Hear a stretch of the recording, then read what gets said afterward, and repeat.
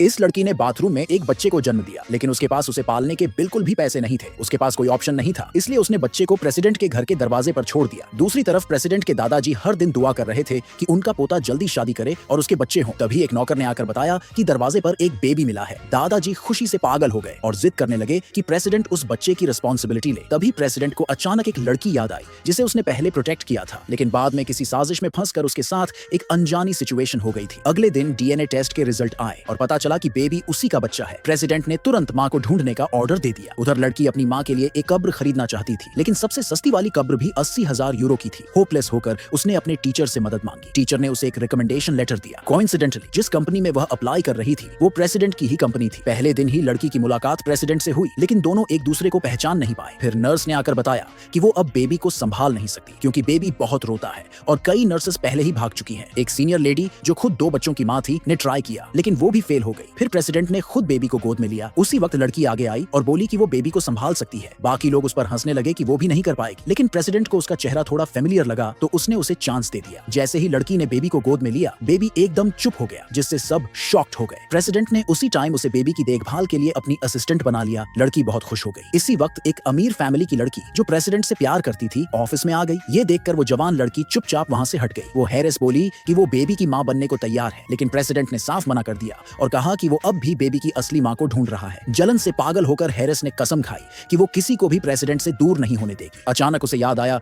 कि वही लड़की उस औरत की बेटी है जो एक एक्सीडेंट में मारी गई थी और उस एक्सीडेंट की जिम्मेदार खुद हैरिस थी। उधर लड़की भी उसी इंसान को ढूंढ रही थी जिसने उसकी मां की जान ली थी। अब हैरिस ने ठान लिया कि वो किसी भी हाल में लड़की को सच जानने से रोकेगी। इसी बीच लड़की जब सीढ़ियों से नीचे उतर रही थी, तभी कुछ बॉडीगार्ड्स ने उसे पकड़ लिया और एक कार में ले जाकर बिठा दिया। कुछ देर बाद वह प्रेसिडेंट के घर पहुंच गई। वहां प्रेसिडेंट के दादाजी ने उसका बहुत प्यार से स्वागत किया और उसके बेबी के लिए किए गए प्यार और देखभाल के लिए उसे धन्यवाद कहा। उन्होंने उसे पैसे ऑफर किए और वो चाहते थे कि वो उनके साथ रहे। लड़की पैसे लेने से मना करने वाली थी, तभी दादाजी ने अचानक बीमार होने का नाटक किया, जिससे मजबूर होकर उसे रुकना पड़ा। उसी वक्त हैरिस भी वहां पहुंच गई और लड़की पर इल्जाम लगाने लगी कि वो उसके फियांसे को फंसा रही है। हैरिस के चिल्लाने से बेबी डर गया और जोर जोर से रोने लगा। लड़की ने कहा कि बेबी उसकी तेज आवाज से डर गया है, जिससे हैरिस और ज्यादा गुस्से में आ गई। जब लड़की ने बेबी का माथा छुआ तो उसे पता चला कि उसे बुखार हो गया है। वो तुरंत उसे हॉस्पिटल ले जाना चाहती थी, लेकिन हैरिस ने उसे रोक लिया। उधर प्रेसिडेंट को अभी अभी पता चला था कि बेबी की असली मां वही लड़की है। लड़की ने घुटनों पर बैठकर हैरिस से रिक्वेस्ट की कि उसे बेबी को हॉस्पिटल ले जाने दे, लेकिन हैरिस ने जबरदस्ती बच्चे को उसके हाथ से छीन लिया और उसे जाने नहीं दिया। लड़की पूरी तरह से हेल्पलेस फील कर रही थी। तभी प्रेसिडेंट वहां आ गया।